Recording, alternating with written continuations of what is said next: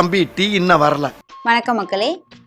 இன்னைக்கு நம்ம இந்த வீடியோல என்ன பார்க்க போறோம் அப்படின்னா, இப்போ ரீசெண்டா வந்து விஜய் அவர்கள் ஒரு வீடியோ ஒன்று வெளியிட்டு இருந்தாரு. அதாவது கண்டனமா எதிர்த்து பேசியிருப்பாருன்னு நான் நினைச்சேன். அதே மாதிரி கண்டனமா தான் பேசியிருக்காரு.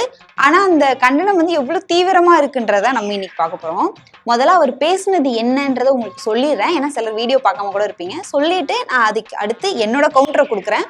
உங்களுக்கு என்ன தோணுதுன்றதையும் நீங்க கமெண்ட்ல சொல்லிடுங்க. முதல்ல அவர் எப்படி ஆரம்பிக்கிறார் அப்படின்னா, அரசியல் சாசனம் எல்லாருக்கும் கொடுத்த முக்கியமான ரைட்ஸ் ஓட்டுரிமை. ஒரு மனுஷன் உயிரோட இருக்கான்றதுக்கு முக்கியமான ஆதாரமே ஓட்டுரிமை தான். அதனாலதான் voting is not only our right but also our life அப்படின்றாரு. இதெல்லாமே கரெக்ட் தான். ஓட்டுரிமை நமக்கு ரொம்ப முக்கியம். பேச்சுரிமை, கருத்துரிமை, எழுத்துரிமை மாதிரி ஓட்டுரிமை ரொம்ப ரொம்ப ரொம்ப முக்கியம். அதெல்லாம் நான் உடன்படுறேன். அவர் சொன்னது கரெக்ட் தான். அடுத்ததா அவரு முக்கியமான விஷயம் பத்தி நான் ஷேர் பண்ண போறேன். இத ஃபர்ஸ்ட் கேக்குறப்போ எனக்கே ஷாக்கிங்கா தான் இருந்துச்சு அப்படின்றாரு. அவர் சொல்ல போற விஷயத்தெல்லாம் கேளுங்க, கண்டிப்பா உங்களுக்கும் ஷாக்கிங்கா தான் இருக்கும். இப்போ நம்ம பேசிட்டு இருக்க இந்த நேரத்துல நம்ம யாருக்குமே வாக்குரிமை இல்ல, நான் பயமுறுத்துறேன்னு நினைக்காதீங்க, அதுதான் உண்மை அப்படின்னு சொல்றாரு. அதாவது நவம்பர் 4 to டிசம்பர் 4ன்னு நினைக்கிறேன். இப்ப அதை எக்ஸ்டெண்ட் பண்ணதாவும் ஒரு சிலர் சொல்றாங்க. அது என்னன்னு டேட்டா தெரிஞ்சுட்டு நாங்க அடுத்த வீடியோல போடுறோம். இவ்வளோ டைம் வந்து எஸ்ஐஆர் நடந்துட்டு இருக்கு, அதாவது ஆரம்பிச்சு போயிட்டு இருக்கு. இன்னைக்கு பாதிக்கு மேல தேதி ஆயிடுச்சு. இதுக்கு முன்னாடி இது வரப்போகுதுன்னு தெரியும் போதே நிறைய அரசியல் தலைவர்களும் அரசியல் கட்சியை சேர்ந்தவங்களும் நார்மலா வந்து சோசியல் ஆக்டிவிட்டிஸ் நிறைய பேர் வந்து இதை எதிர்த்து குரல் கொடுக்க ஆரம்பிச்சிட்டாங்க. இந்த மாதிரி எஸ்ஐஆர் கொண்டு வந்து ஒரு மாசத்துல, அதுவும் இத்தனை கோடி மக்களுக்கும் வந்துட்டு நீங்க ஃபார்ம் ஃபில் பண்ணி ஓட்டுரிமை கொடுக்கணும்னா அது எப்படி சாத்தியம்? அப்ப இதுல ஏதாவது ஒரு தில்லுமுள்ளோ இல்ல நிறைய பேர் விடுபட்டாங்கன்னா அதுக்கு யார் பொறுப்புன்ற கேள்வியெல்லாம் எப்போ கேட்க ஆரம்பிச்சிட்டாங்க.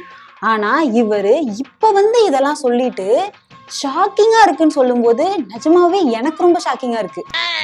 கொஞ்சம் ஏமாந்தா நம்மள மாதிரி இன்னும் லட்சக்கணக்கானவங்களுக்கு இதே நிலைமை தான் வரும். ஓட்டு போடுற அந்த உரிமையே இல்லாத மாதிரி ஒரு நிலைமை வந்தாலும் வரலாம். இதுக்கு மெயின் ரீசன் அந்த எஸ்ஐஆர் தான் அப்படின்னு இன்னைக்கு தேதியில தான் அவர் வந்து கண்டே பிடிச்சிருக்காரு. எஸ்ஐஆர் வந்து என்ன பண்ணும், அது வந்தா என்ன நடக்கும், நமக்கு எவ்வளவு பாதிப்புன்றத கண்டுபிடிக்க சாருக்கு வந்து இவ்வளவு நேரம் ஆயிருக்குன்றத நான் உங்களுக்கு தெரியப்படுத்திடுறேன். அடுத்ததா என்ன சொல்றாரு அப்படின்னா, டிஎன்ல இது எப்படி ஒர்க் ஆக போகுது? ஜான்ல எடுத்த கணக்கெடுப்புல வந்து 6,36,00,000 வாக்காளர்கள் இருக்காங்க. பிஎல்ஓ வந்து ஃபார்ம் தருவாங்களாம். அதை நம்ம ஃபில் பண்ணி தந்ததுக்கு அப்புறமா அதை வந்து எலெக்ஷன் கமிஷனர் ஒருத்தட்ட கொடுத்துருவாங்களாம். அவரு வாங்கிட்டு போயிட்டு ஒரு பட்டியலை வெளியிடுவாராம். அந்த பட்டியல்ல உங்க நேம் இருந்தாதான் உங்களுக்கு ஓட்டு உரிமை இருக்கு, அப்படி இல்லைன்னா நீங்க ஓட்டு போட முடியாது. அந்த இன்ஃபர்மேஷன் எல்லாம் இப்ப வந்து கொடுத்துட்டு இருக்காரு. சரி, ஓகே தான், என்னதான் நீங்க லேட்டா வந்து கொடுத்தாலும் இந்த மாதிரி இன்ஃபர்மேஷன் கொடுக்கறது நல்லதுதான். இப்ப என்னதான் தப்பா சில பேர் அரசியல் பேசினாலும் சரி, உங்க முகத்துக்காக நீங்க தளபதி வந்துட்டாரு அப்படின்றதுக்காக தப்பா பேசினாலும் ஏதோ ஒரு வகையில அரசியல் பேசுறாங்க. அந்த வகையில இது ஏதோ கொஞ்சம் ஓகேன்னு ஒத்துக்கலாம். ஆனா அடுத்ததா பாருங்க, இதுல இருக்க டவுட் என்னன்னா, எப்படி ஒரு மாசத்துல 6,36,00,000 வாக்காளர்களுக்கு ஃபார்ம் கொடுத்து முடிப்பீங்க அப்படின்னு அந்த வீடியோல கேட்டிருக்காரு. இது மறுபடியும் நான் திரும்ப ரிப்பீட் பண்றேன். எப்பவோ ஆரம்பிச்சு முடிஞ்சு போய் அடுத்ததா என்ன பண்ணலாம், சட்ட ரீதியா என்ன பண்ணலாம், இல்ல வேற ஏதாவது பண்ணலாமான்னு யோசிச்சுட்டு இருக்க நேரத்துல இப்பதான் இவரு பிள்ளையார் சுழியோ போட்டிருக்காரு. அடுத்ததா அவர் என்ன சொல்றாருன்னு சொல்றேன். நீங்க வரப்போ நாங்க வீட்டுல இருக்கணும், வேலைக்கு போயிட்டா என்ன பண்றது? நீங்க வரீங்கன்னு நாங்க வேலைக்கே போகாம இருக்கணுமா? சார்னா என்ன? இறந்தவங்களை வந்து மார்க் பண்ணி அவங்க ஓட்டை நீங்க டெலீட் பண்ணலாம். அப்படி இல்லைன்னா போலி வாக்காளர்களை மார்க் பண்ணி நீங்க அவங்க ஓட்டை டெலீட் பண்ணலாம். எதுக்காக ரெஜிஸ்ட்ரேஷன்ன்ற பேர்ல இவ்வளவு குழப்பத்தை ஏற்படுத்துறீங்கன்றதான் என் கேள்வி அப்படிங்கிறாரு. இது மட்டும் இல்ல, ஆனா புதுசா வர்ற வாக்காளர்களையும் ஓட்டு இல்லாதவங்களையும் சேர்த்தா பத்தாதா? 2024 அப்புறம் 2021 நாங்க எப்படி ஓட்டு போட்டோம்? அதுல ஓட்டு போட்ட எங்களுக்குமே இப்ப ரெஜிஸ்டர் பண்ணணும்னா எப்படி? இதெல்லாம் கன்ஃபியூஷன்ல இருக்கு. அதனாலதான் நாங்க எஸ்ஐஆரை எதிர்க்கிறோம் அப்படின்னு நான் சொன்ன இந்த டோன்ல கூட, அதாவது அதனாலதான் நாங்க எஸ்ஐஆர் எதிர்க்கிறோம் அப்படின்னு நான் ஒரு டோன்ல சொல்றேன்ல, அந்த டோன்ல கூட இல்லாம ரொம்ப சாஃப்டா எதிர்த்திருக்காரு. இந்த மாதிரியான ஒரு எதிர்ப்பை நான் இது வரைக்கும் பார்த்ததில்ல. நீங்க எங்கேயாவது பார்த்திருக்கீங்களா கேளுங்க. எஸ்ஐஆர் வந்து யாரு கொண்டு வரா? இதுக்கு முன்னாடி அது எந்த ஸ்டேட்ல எல்லாம் நடந்திருக்கு? இப்ப ரீசனா நடந்தது பீகார்ல தான். எலெக்ஷனே நடந்து முடிஞ்சிருச்சு. இப்ப எஸ்ஐஆர் வந்து பீகார்ல அமல்படுத்தினதை சரியா தான் பண்ணாங்களா? அதுல என்னது குளறுபடிகள் நடந்துச்சா? அந்த குளறுபடிகள்னால அங்க என்னென்ன மாற்றங்கள் நடந்தது? இது எல்லாத்தையும் ரொம்ப டெப்தா ரிசர்ச் பண்ணனா கூட பரவாயில்ல, டெய்லி நியூஸ் பேப்பர்லயும் டிவிலையும் நியூஸ் பார்த்திருந்தாலே தெரிஞ்சிருக்கும். ஆனா இப்ப வந்து இவர் காலம் போட கடைசியில இந்த கேள்வி எல்லாம் கேட்கும் போதுதான் இது ஷாக் ஆகுறதுல சிரிக்கிறதானு தெரியல. அடுத்ததா அவர் என்ன சொல்றாருன்னா, இப்போ புதுசா சில கம்ப்ளைண்ட்ஸ் வர ஆரம்பிக்குது. நம்ம டிவிகே தோழர்களுக்கு ஃபார்ம் கொடுக்க மாட்டேன்னு சொல்றாங்க. இதை யாரு பண்றாங்கன்னு சொல்ல வேண்டிய அவசியம் இல்ல. இப்ப இருக்கிற அரசியல் கட்சிகளுக்கு வந்து சிலர் கைப்பாவையா மாறிட்டு இருக்காங்க. அவங்க தான் இந்த வேலையை பண்ணிட்டு இருக்காங்க. ஸோ அதனால இதெல்லாம் வந்து நீங்க கரெக்டா போய் ஃபார்ம் ஃபில் பண்ணிடுங்க. ஃபார்ம் தரலன்னா கூட பரவாயில்ல, நீங்க போய் ஆன்லைன்ல. அதாவது இதை நம்ம எங்க பொருத்தி பார்க்கணும் அப்படின்னா, அப்படியே கரூர் சம்பவத்துவாங்க. கரூர் சம்பவத்துல லிஸ்ட்லே இல்லாத அந்த தேதியில கரூரை சூஸ் பண்ணதும் தப்பு தான். அப்படியே கரூரை திடீர்னு சூஸ் பண்ணிட்டு அங்க போதிய முன்னேற்பாடுகள்லாம் நடத்தாம, அதுவும் நான் வந்து டைமுக்கு வராம ரொம்ப லேட்டா வந்தனால கூட்டம் சேர்ந்து இப்படி நடந்தது, என்னை மன்னிச்சிருங்கன்னு ஒரு 2 வார்த்தை அந்த வீடியோல ஆட் பண்ணாம, எப்படி அவரே ஒரு கான்ஸ்பிரசி தியரியை வந்து எடுத்து வச்சாரோ, சிஎம் சார் என்னன்னாலும் பண்ணிக்கோங்க, தொண்டர்களை விட்டுருங்கன்னு, அதே மாதிரி ஒரு கான்ஸ்பிரசி தியரி தான் இப்ப மேக் பண்ணிட்டு இருக்காங்க. பிஎல்ஓலாம் யாரு? எலெக்ஷன் கமிஷன் வந்து நியமிக்கிற அதிகாரிகள் தான் பிஎல்ஓ. அவங்க ஒரு அரசு அதிகாரத்துல இருப்பாங்க. இல்லைன்னா அப்படி சொல்ல போனா கூட இவங்க சொல்ற கான்ஸ்பிரசி தியரியில லைட்டா நம்ம ஒரு 2 ஸ்டெப் உள்ள போய் பார்த்தா கூட அவங்க எல்லாம் ஒருவேளை பூக்கட்சி சேர்ந்த ஆட்களா இருப்பாங்க. அந்த அவங்களோட ஆதரவாளர்களா இருக்க கூட வாய்ப்பு இருக்கு. சம்பந்தமே இல்லாம கண்டினியூஸா எதிர்த்துட்டு இருக்க இந்த ஆளுங்கட்சியோட ஆட்களா அவங்க எப்படி இருக்க முடியும்? இப்போ நீங்க சொல்ற மாதிரி பூக்கட்சிக்கு சூரியன் கட்சி பி டீம்னா, இப்போ சீமான் அண்ணனும் தான் நிறைய கட்சிக்கு வந்து பி டீமா இருக்காரு. ஒரு நாளைக்கு இப்படி பேசுவாரு, இன்னொரு நாளைக்கு அதையே மாத்தி பேசுவாரு. 2 மாசத்துக்கு முன்னாடி அவர் பேச்சு ஒரு மாதிரி இருக்கும், இப்ப பேசும்போது அதே நிலைப்பாட மாத்தி பேசுவாரு. பெரியார் தான் எல்லாமேன்னு சொன்னவர் திடீர்னு பெரியார் ஒரு மண்ணு அப்படின்னு பேசினாரு. இப்ப அவர் பி டீமா இருக்காருன்னா அது கொஞ்ச நாள்ல வந்து சாயம் வெளுத்துரும் நமக்கு தெரிஞ்சிருது. அதே மாதிரி ஒரு ஆளுங்கட்சி ஒரு பெரிய ஒரு கட்சிக்கு பி டீமா இருக்குன்னா இத்தனை வருஷமாவா அது தெரியாம இருக்க போகுது? அப்புறம் எதுக்கு அது இவ்வளோ இது வந்து எதிர்த்து போராடுது, இவ்வளோ சட்டங்களை வந்து எதிர்க்குது, இவ்வளோ வீரவசனம் பேசுது, இதுக்கு வீடியோ எல்லாம் எடுத்து போடுது? ஒரு ஆளுங்கட்சி இவ்வளோ பீட்டியமா இருக்கும்னா அதை கூட புரிஞ்சுக்க முடியாத அளவுக்கு அங்க தமிழ்நாட்டு மக்கள் வந்து அவ்வளோ முட்டாளா இருக்கும். என்னங்க நீங்க கான்ஸ்பிரசி தியரி உருவாக்கிட்டு இருக்கீங்க? இது மட்டும் இல்ல, அடுத்து என்ன சார் பேசுறாரு, எப்படியும் ஒரு பஞ்சோட தானே முடிப்பாரு, இன்னும் பஞ்சு வரலையேன்னு பார்த்துட்டு இருந்தா அதே மாதிரி ஒரு பஞ்சை சொல்லிட்டாரு. நீங்க வந்து தமிழ்நாடே வாக்குச்சாவடி முன்னாடி வந்து நிக்கணும், நீங்க வந்த கூட்டத்தை பார்த்தா இது தமிழ்நாடா இல்ல டிவிக்கேவா, இல்ல டிவிக்கே தான் தமிழ்நாடான்னு வந்து குழம்பி போகணும், அந்த மாதிரி வரணும்ன்றாரு. இதை 2 தடவை 3 தடவை திரும்ப சொல்லி பார்த்தாலும் இது என்னன்னு எனக்கும் புரியல. உங்களுக்கு ஏதாவது புரிஞ்சுச்சுன்னா நீங்க கமெண்ட்ல சொல்லுங்க. அடுத்து இப்ப நேத்து இவ்வளோ இடங்கள்ல ஆர்ப்பாட்டம் நடந்தது. பாவம் இந்த லேடி இவங்கள போய் சொல்லி ஏமாத்தி கூட்டிட்டு போயிருக்காங்க. எஸ்ஐஆர் அப்படின்னா என்ன? எஸ்ஐஆருக்கு தான் ஆர்ப்பாட்டம் போட்டுருக்காங்க. அப்படின்னா என்ன எஸ்ஐஆர்? எஸ்ஐஆர்னா என்னன்னு எனக்கு தெரியாது. இல்ல அதனாலதான் அதுக்காக தான் ஆர்ப்பாட்டமே போடுறாங்க. என்னன்னு தெரியாம என்னன்னு தெரியாம நாங்க விஜய் வந்திருக்காரு வாங்கன்னு கூப்பிட்டாங்க, நாங்க வந்திருக்கோம் எல்லாரும். சரி, ஏமாத்தி கூட்டிட்டு போனாங்க.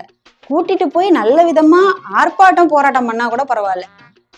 யாரோ எஸ்ஐஆர் கொண்டு வந்தது யாரோ 0 வாக்காளர் எண்ணிக்கை 0 வாக்காளர் எண்ணிக்கை 0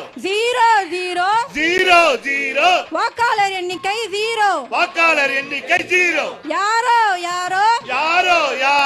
எங்கள் வாக்கை பறிப்பது யாரோ எங்கள் வாக்கை பறிப்பது யாரோ எங்கள் வாக்கை பறிப்பது யாரோ எங்கள் வாக்கை பறிப்பது யாரோ. யாரோன்னா என்ன? வீடியோலையும் யாரு கொண்டு வந்தா, யாரை எதிர்க்கிறோம், யாரை வன்மையா கண்டிக்கிறோம்னு ஒரு வார்த்தை பேசல.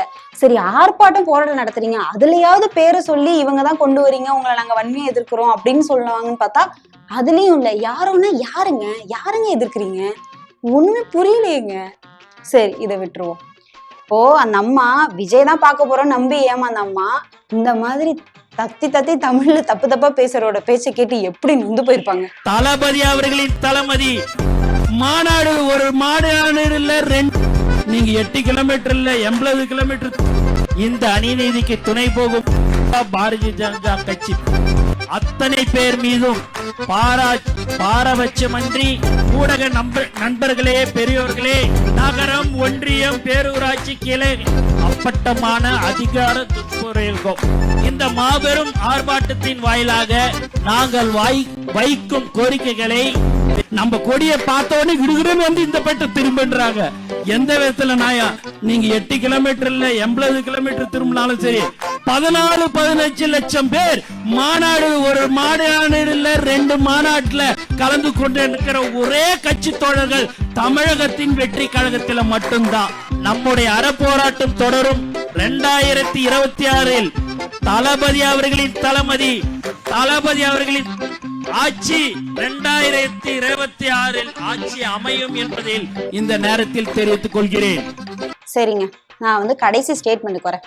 இப்போ ஒரு கட்சி, அதாவது சாதாரண ஒரு கட்சியில நாங்க வந்து மாற்றத்தை கொடுக்க போறோம். இது வரைக்கும் இருக்கிற இங்க அரசியல் கட்சிகள், இத்தனை வருஷமா ஆட்சி செஞ்சுட்டு இருக்க கட்சிகள் எல்லாம் வந்து எல்லாமே வேஸ்ட், எல்லாருமே பி டீம் தான்.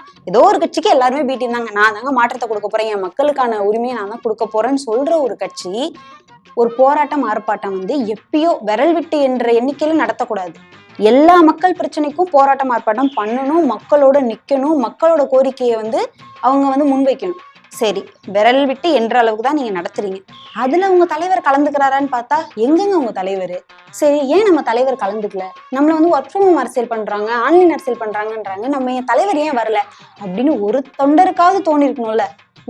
சரி, இவர் ராஜ்மோகன் அவர்கிட்ட கேக்குறாங்க, இவ்வளோ நாள் நீங்க வந்து வீட்டிலே இருந்து அரசியல் பண்ணீங்க, களத்துல வந்து நிக்கல, ஓகே, ஆனா இப்ப எலெக்ஷன் வரப்போதேங்க, இப்ப நீங்க வந்து களத்துல நிக்கணுமே, ஏன் உங்க தலைவர் வரலன்னு கேட்டதுக்கு அவர் ஒரு பதில் சொல்லியிருக்காரு. அதை படிக்கிறேன் கேளுங்க.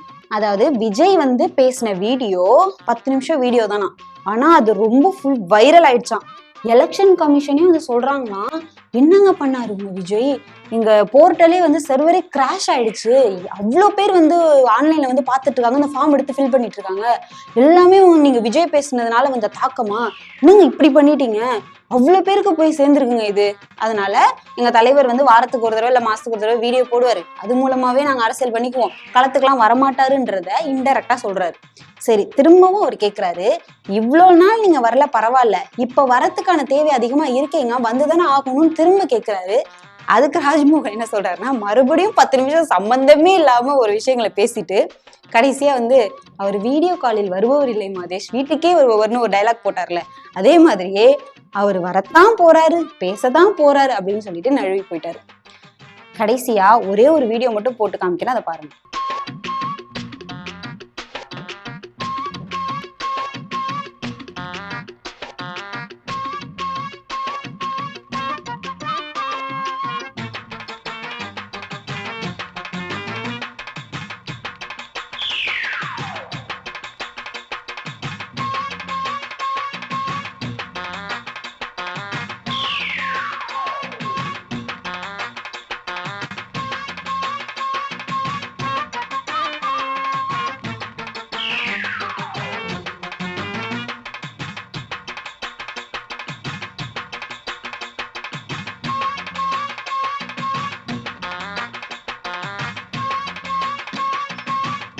என்னதான் வந்து எத்தனை கூட்டம் எத்தனை ஆர்ப்பாட்டம் நடத்தினாலும் எவ்வளோ மாநாடு போட்டாலும் இந்த தொண்டர்கள் கொஞ்சமாச்சும் நாகரிகமா நடந்துப்பாங்களா, பொது சொத்துக்கு சேதம் விளைவிக்காம போவாங்களான்னு பார்த்தா இது நடக்காது.